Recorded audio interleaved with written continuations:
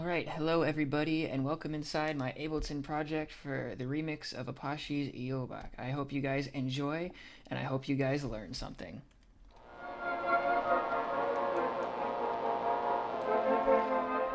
Alright, so to start off, we have the orchestration from some of the stems that Apashe gave us. On here, I have just a copy of vinyl, and that noise you hear is this mechanical noise and this electrical noise, giving it that kind of old school feel. I put up the warp depth to kind of give it a wavy lo-fi feel, and then turn down the ear to make it really feel old school.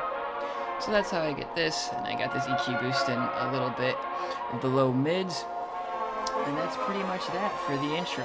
So with that, we then jump into the start of the beat, the start of the beat.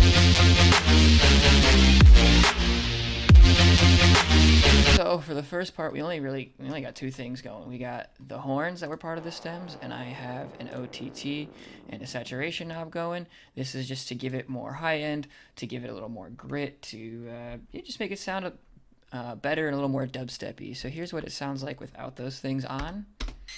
So as you can tell, it loses a lot of energy and height and doesn't fit very well.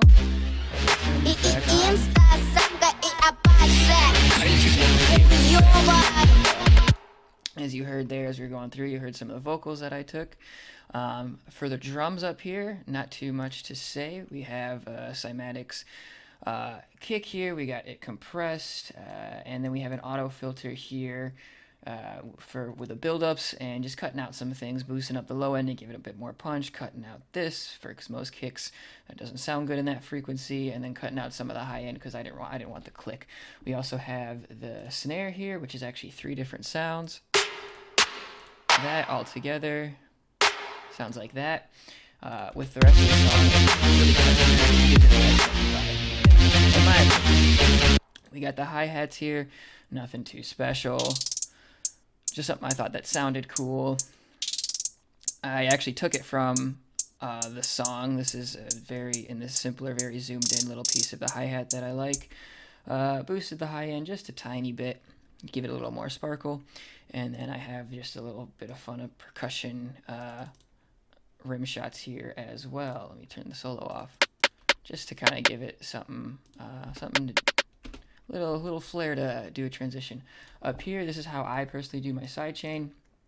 I just take the kick from my kick sample before, turn the track off, and then you go into the MIDI here, and every time this triggers whatever group I have it on, for example, I have it on the orchestra group, the compressor, you can see every time that goes off, the gain reduction right here will duck it out of the way so you can hear the kick and you get kind of a pumping effect.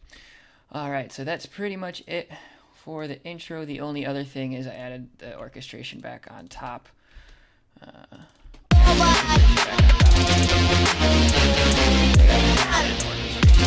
Alright, so let's head on over to the build-up. Just looking at it, we have the horns and the flute fade in. I added another layer here of bass just to kind of fill it out a little more. It seemed a little empty when I was mixing it. A couple of crashes here, a little bit of bass drop right here. Hopefully you have good headphones, otherwise you probably weren't going to hear that. And then some risers and impacts for that. So, play that for you real quick. As that kind of fades in, all that comes back in. And then use the build-ups from the stems for the horns, the flute, and the vocals as well. That's what that is. Some more risers, some fills. For the drums, I just made the bass the kick go about half the speed as the snare, so that'll sound. So it gives it a little bit more swing and not just a normal, boring build-up. Then, once the build-up finishes, let's go back a little bit. Into the drop.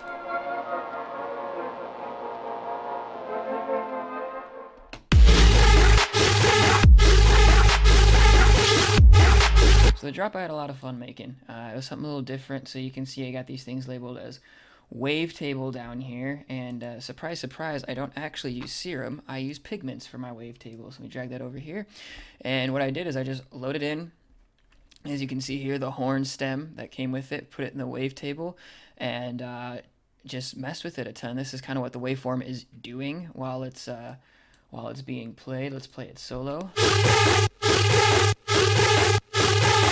So that's what that's doing. When I like to make kind of rhythmy dubstep things, I definitely like my high pass filter, get rid of some of the low end, do the comb filter to get it metallic-y. So this is what it sounds like. Did I solo the correct? I did solo the wrong thing. Okay, solo this. Take the comb filter off. Yeah, so it adds a lot of different harmonics and different things to it. And then I just change the frequency modulation, do some phase distortion, wavetable position, and most of these are being modulated. Well, some of these are being modulated by the function 2. These 3 are, and this is kind of like a typical dubsteppy rhythm kind of looking filter. And then I also have LFO2 is doing some stuff as well. This one down here, and it's modulating some of this more of the wavetable stuff. And yeah, that's how I made that one from the horns. I also have this down here, which sounds just like this. And all together, those guys sound like this. So the horn is kind of the main lead, and this is some good background elements. And I also, by the way, added this to kind of add some lower end, which you probably can't hear if you don't have super great headphones, but it's just to fill out the vocal a bit more. And as for this, also pigments as well. Same idea. I actually did a different function down here though for function 1, just something different that I felt like doing. And as you can see, here's what the LFOs are controlling. Just make a different sound. Same filter, pretty much the same. Oh, I did change the effects. I added a chorus and distortion to kind of give it some more grit and to widen it out, fade it in a little bit. And then the last one I have is this flute one, which this one I just did a little differently as well. I'll play a little bit of this on the keyboard. That's what it sounds like by itself. I ended up doing it as like kind of fills and variations within the drop. I got this LFO2, similar to the flute one, doing that stuff, and that one's a bit more simple on what it's doing. So, you know, we got different things like this. And then I have it over here speeding up a little bit. And yeah, for the most part, that is the drop. We got some of the horns right here for some fills. Also, once again, lower bass to fill it out. I got some vocals to fill it out, and then some FX, and then a pretty simple bass line. Nothing crazy. You might not be able to hear this too well if you don't have great headphones. So I will actually mention it too. I did make this in Helm, this for the drop, just a simple sine wave. I don't even have oscillator 2 in there. Sine wave, low filter, kind of just like a sub-sine, typical sub-sine, nothing crazy. Added 2 instances of saturation knob to add a little more high end to it. And then I did some animate to give it a little bit of wideness, not necessarily wideness, but to just kind of make it more full. And then this is one of my new favorite plugins called Halcyon? I have no idea by SoundSpot, but this thing is sweet. So you can create, it's a saturation plugin again. I like my saturation, but you can show which band you want to saturate. So the orange is what's harmonics that are being added, and if you bypass it,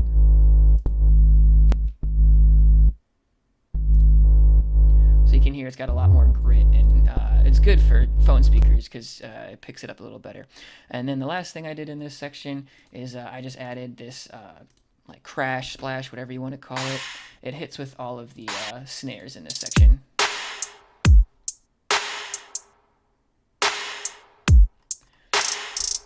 So there you go. That is the drop. Got the second verse, which isn't too much different than the first. Got a little transition with the flutes.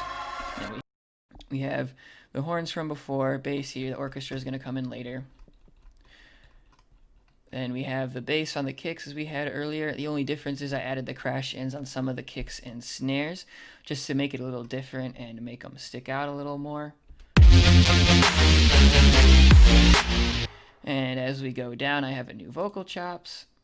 Blood, blood, blood, fresh blood.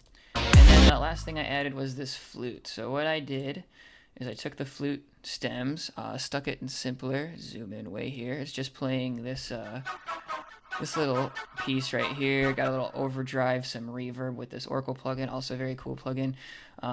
Ozone Imager 2 to widen it out, and I just played this little simple ARP. It goes down and then up, and it adds a little nice texture.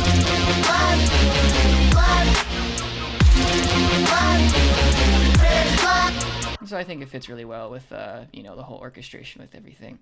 And then of course we got the build up again before the second drop.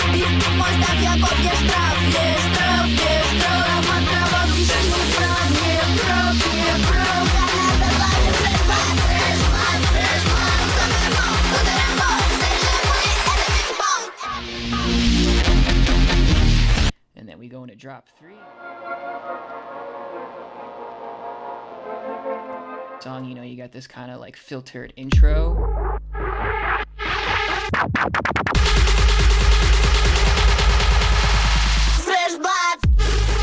So this isn't anything too crazy. This is just a resampled thing of my MIDI here. Basically, you put this mode on resampling. If you see where my mouse is at, hit record, and then I would solo this track and basically just record this MIDI as audio, chopped it up, made a build up out of it, and that's how I did that.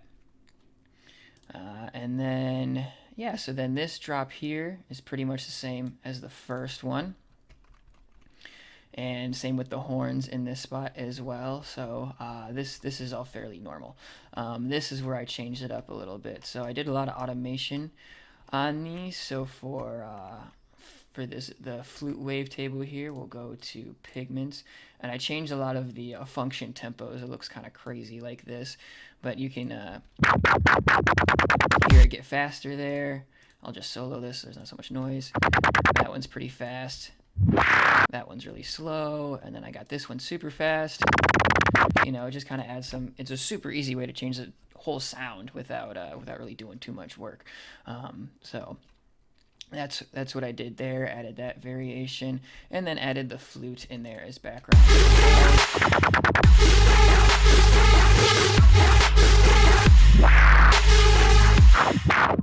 Basically, when there's not a normal break or anything like that, you got the vocals in there for another filler, same bass pattern, you got the crashes, no hi-hats in this section because I do have the crashes, and I think that's pretty much it. And then you go to the end, which is just the intro, and I have that kind of just fade out and finish up the song. If you happen to stumble across this video and liked it, please don't be afraid to like the video, subscribe, all that good YouTube nonsense. I'm going to leave in the description the original song by Apashe to kind of see what I did and what's different about it as well. For the remix competition, there is voting that needs to happen, so I don't get that. We don't get that form to be released to you guys till December 5th, so if you're watching around that time, please go down there and vote. If you liked it for me, share, do all that great stuff. Check out my socials, check out anything else. If you're curious, I got some other videos up here, some other beats, other songs, and of course the visualizer for the song as well. So I appreciate your time looking at this. I hope you learned something new.